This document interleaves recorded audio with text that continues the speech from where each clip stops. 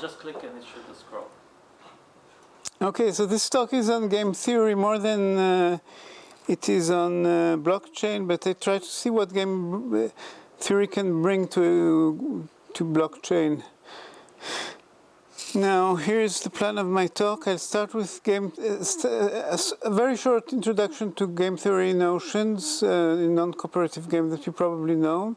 But I'll speak later about other notions that are not known, that little people have used them in our community.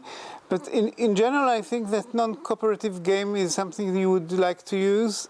And also game theory in the adversarial part, so max-min notions would be interesting, as well as coalition games, because this is a typical problem that we encounter in blockchain, that you need that coalition can do better either to harm or for them for their egoistic to maximize their own utility. So I will then speak about blockchain games and resource allocation and something I called splittable case. I'll then introduce constraints on resources and scalability problems, and we'll speak about the normalized equilibrium, which I don't think that many of you heard of. And then I'll go to non-splittable games, and I'll tell you what is potential games. So it is really a talk where there are many concepts of games, and we see what we can learn from each one of them in the context of blockchain. So just one slide to remind us of the very much used concept of equilibrium in games. So what is a game? Non-cooperative game is when you have several players, when each player has his own set of actions, and where the utility of one player depends on what others do also, of course also on what he does. And the concept is that we are interested in equilibrium, which is a set of actions for each player such that each player I is playing his best response against what others do. So no one can deviate by changing its action to another one. So this is the Nash equilibrium concept. Now in the blockchain, I'll be looking at two types of games between the miners. In fact, there are many other games that can be identified, and don't know if Jose Horta is here, but I learned from him,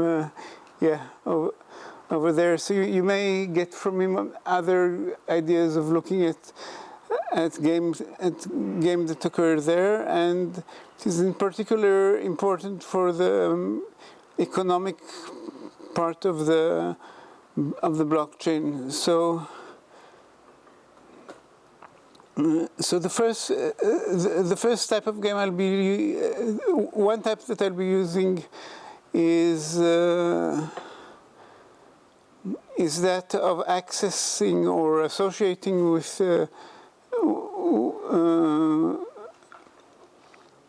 the association between miners and ESP. So the ESP are edge computing service providers, and the second will be association between miners and cryptocurrency. So it will be a game between different cryptocurrencies where you have some budget, and the question will be in what cryptocurrency is it best for us to invest for doing mining. This is a little bit what we heard in the previous talk. So this would be a farm that proposes for renting memory computation power and throughput of 300 gigahertz. So the motivation of this work came from a paper that we read on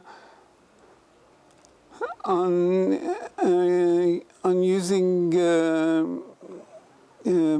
blockchain by mobile users, so wireless terminals that of course don't have all the power to do all the computation, and therefore they can share a common common resources at the edge of the network. So this is just an example for that. So I'll now be speaking about two types of modeling of the problem. One is splittable and one is non-splittable.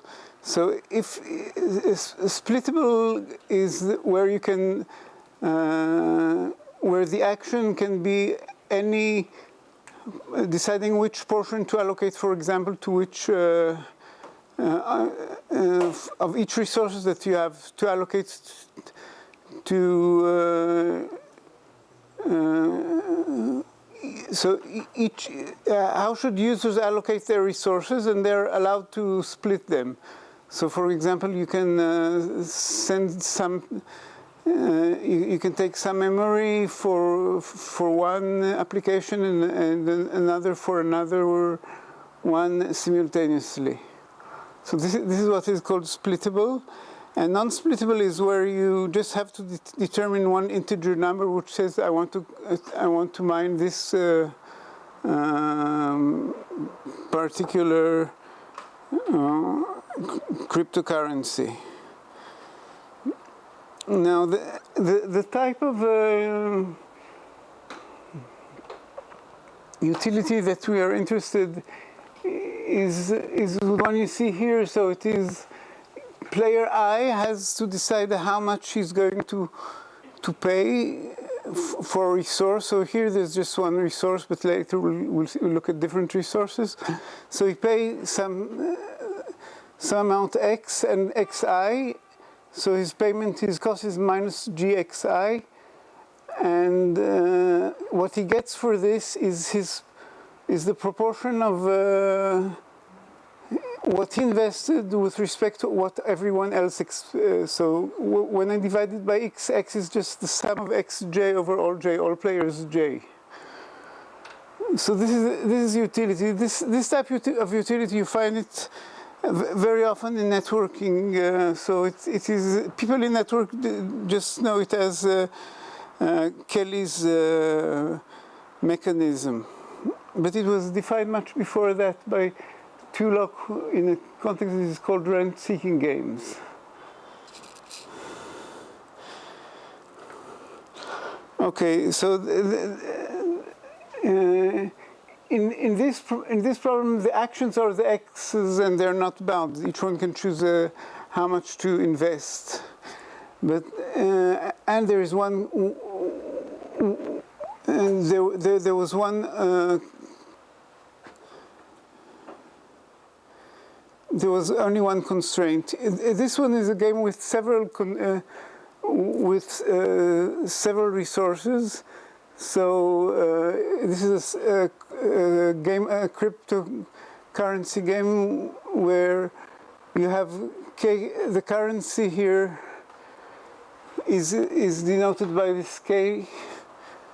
So you have capital K different currencies, and each user comes with a budget and has to decide how he splits the budget between the different currencies. So we have the utilities, the sum of the utilities over each one of the currencies, and there is some budget constraint that I call BI over player I. So, by the way, this is called orthogonal constraint because if I limit myself due to some constraints, this is independent of the limiting due to similar constraints on other players. And we know that this type of game has a unique equilibrium.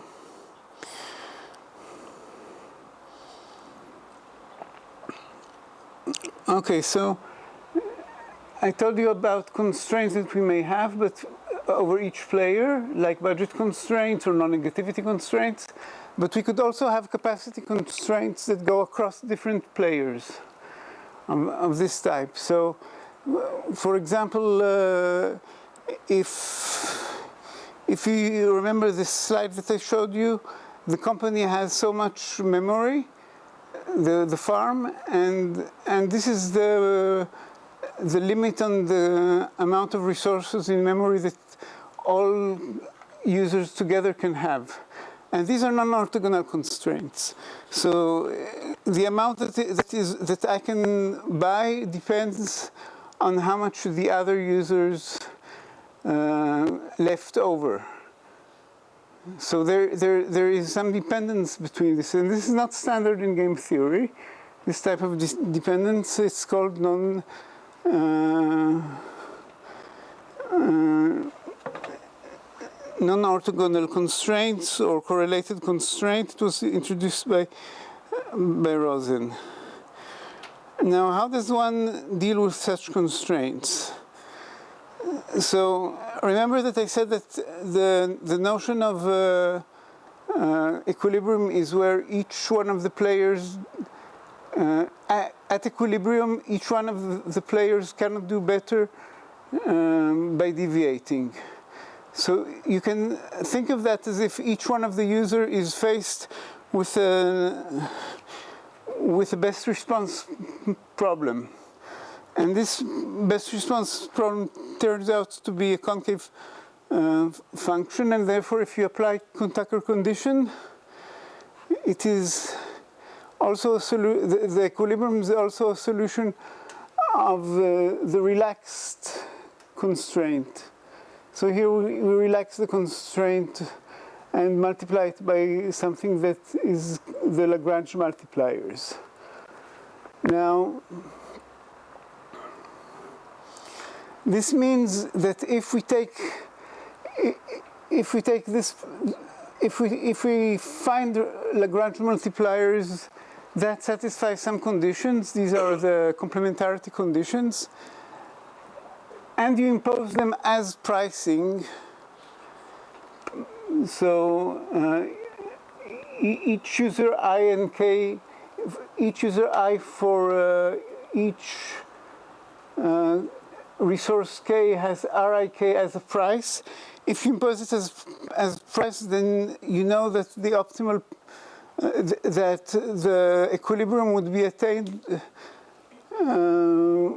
with these prices. So, because we started from an equilibrium, this discussion. And this is called a non-scalable pricing. This pricing is unscalable. Why is it not scalable? Because this number, first of all, it depends on the player. And you cannot, we would like to see a number that does not depend on the player. We want the pricing to be the same for everyone so that we can do billing. And also, since we applied this to the best response, then this R turns also to be a function of the policy of all the others, which makes it even more complex. What we would like to see there is just one number, R of k, for each resource one number, in order to do pricing, and it is not clear that such a number exists.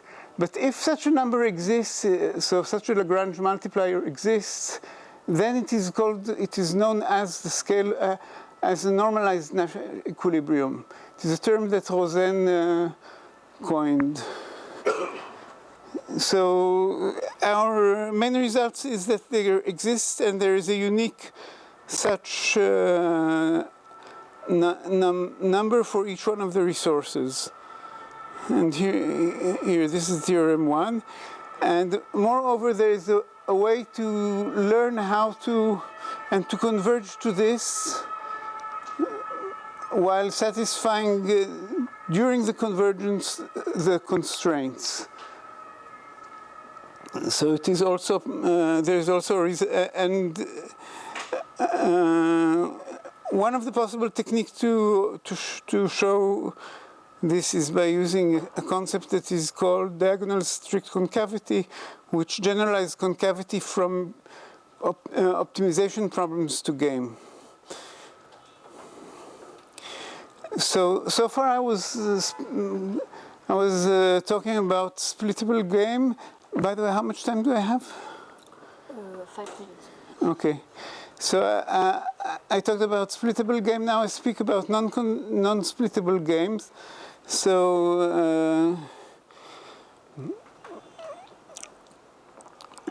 in fact, just in parentheses, the type of approaches that we used so far and that we use here come all from routing games, from networking routing games, because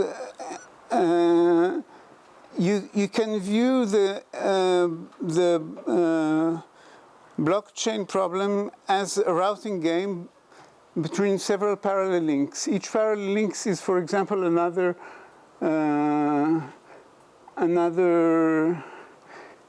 cryptocurrency, and you have to ship a whole demand that is your budget over one of these parallel links. So there is a parallel between this problem and the routing problem and the blockchain problem. So in routing games, there is also a branch that is called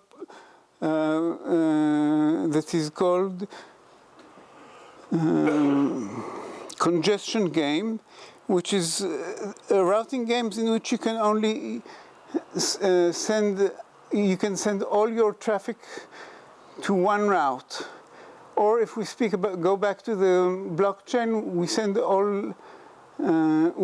all our budget on one of the blockchains, one of the cryptocurrencies.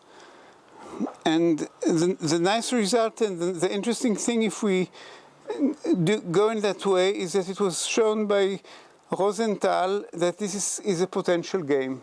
What is a potential game? It's a game for which there exists a function that is called potential that does not depend on the player, and if you optimize it, you get the optimal solution of this optimization problem of a function that does not depend on the player, gives you the Nash equilibrium of the original game.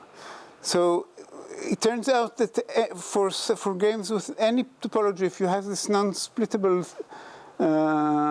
assumption, then you can transform them to an optimization problem. This is the potential.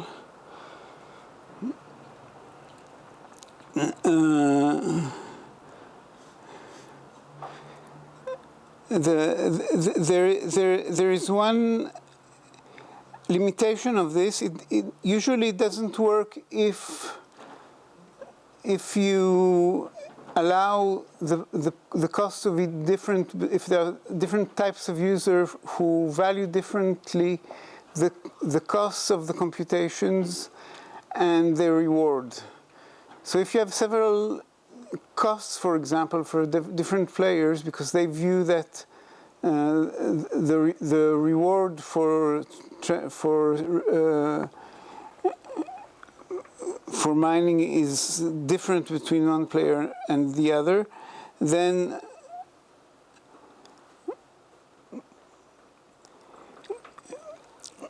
you cannot apply anymore the theorem of Rosenthal, but still it turns out that there is an equilibrium here that can be computed efficiently and quickly, and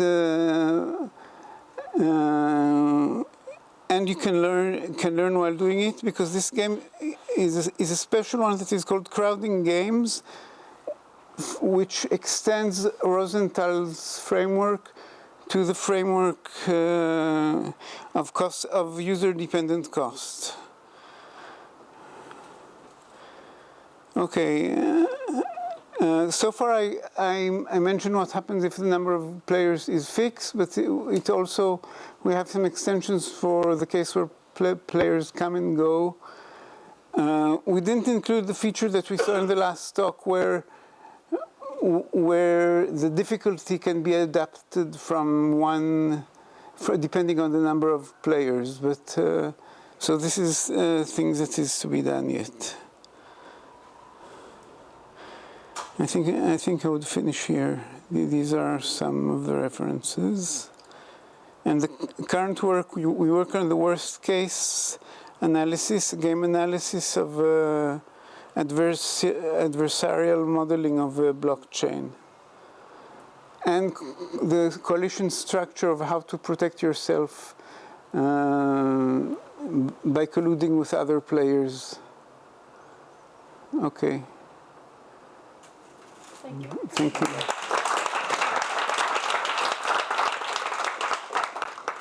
We have time for a quick question.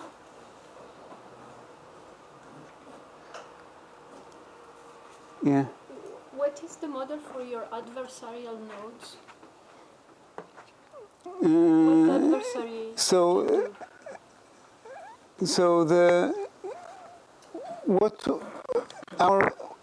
What each one wanted to maximize was his share xi minus the cost. Now the adversarial node wants to maximize, to minimize what the other tried to maximize, except that it also comes with some cost, because he also needs to pay similar costs. Okay. It's a sort of rational adversary. Yeah. Okay. Someone really who wants to attack the system, but it is not completely a zero-sum game, because he also has to pay for attacking you. Yeah. Okay. Thank you very much.